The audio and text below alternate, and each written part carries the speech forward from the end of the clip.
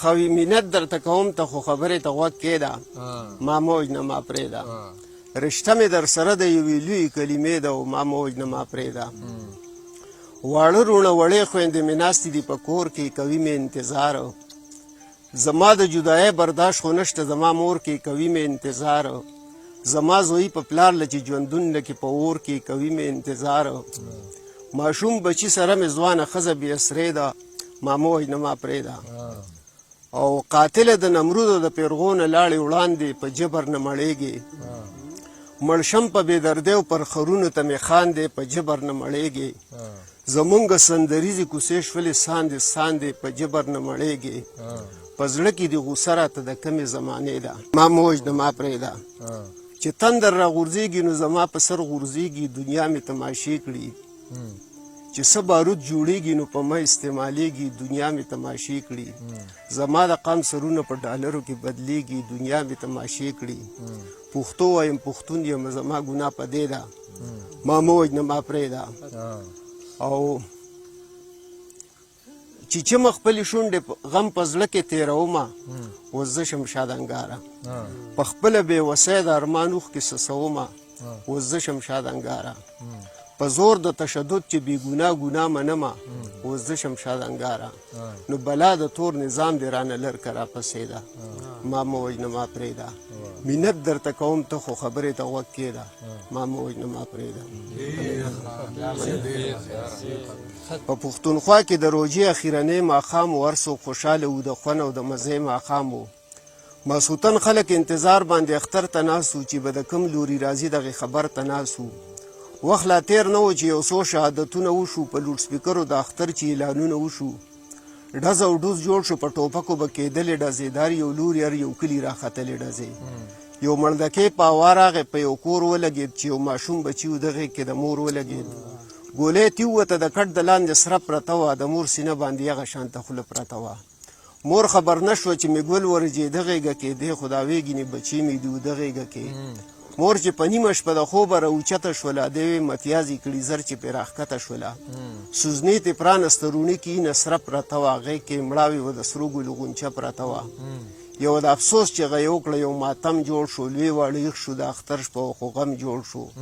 د یوه ډزو خو زه دغه پیدا وکړله د چا پیسم نه د چا زړه پې لمبه وکړله اختر انګاره چا په ډزو په خندا تېر کو خو هغه زړه وګورئ دا چا چې په غوغا تېر کو چې خلک به ما له جنازې او ستا ډولۍ له راځي زما د مرګ ستا د واده شپه به یو ځای له راځي څوک به زما د کټ د پاسه یو غوبل جوړوي څوک به نکریز د تا لږ دي ستا به اوربل جوړوي څوک به کپن له څوک به ستا به نارسۍ له راځي او زما د مرګ ستا د واده شپه به یو ځای له راځي څوک به زمونږ کره ژړا او انګولا له راځي څوک به جنجان وي ستاسو کور ته به خندا له راځي څوک دلته غم له څوک بلته کې ښادۍ له راځي او زما د مرګ ستا د واده شپه به یو ځای له راځي څوک به دا ستا په سره ډولۍ پسې تمبلونه وخي څوک به زما په جنازه پسې ځانونه وخي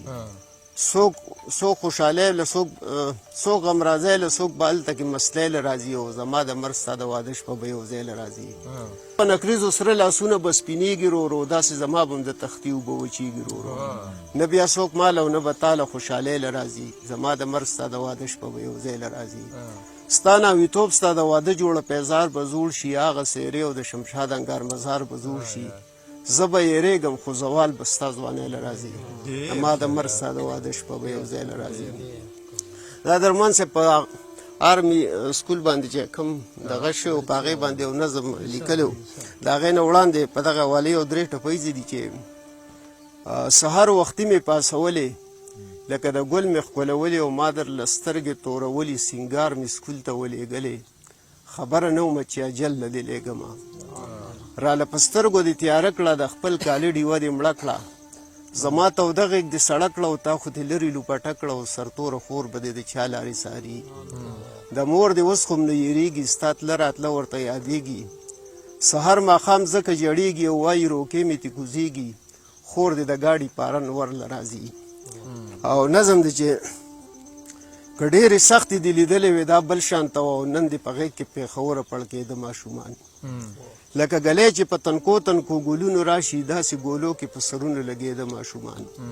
کړسارې جوړ شو ناڅاپي شو د بارودو لوګي د تېښتې رو نشته واړه د یو بل خپو کې لګي شور شو ماتم شو او غوغا شوله چنګ چونګ جوړ شو لکه مرغۍ چې بندیوانې په پنجرو کې لګي د وړو غوښې وړېدې د دیوالونو په سر چپې چپې چې بهېدې دا وینې توې ولې شوې ته خو زموږ د پښتنو د ثقافت نښه وې ای د ګلونو خاره دومره خونړۍ ولې شوې چې به یې غېږو ته په سرو وینو ککړ راځي میاندو خپل دغه نازولي بچي دی له لېږل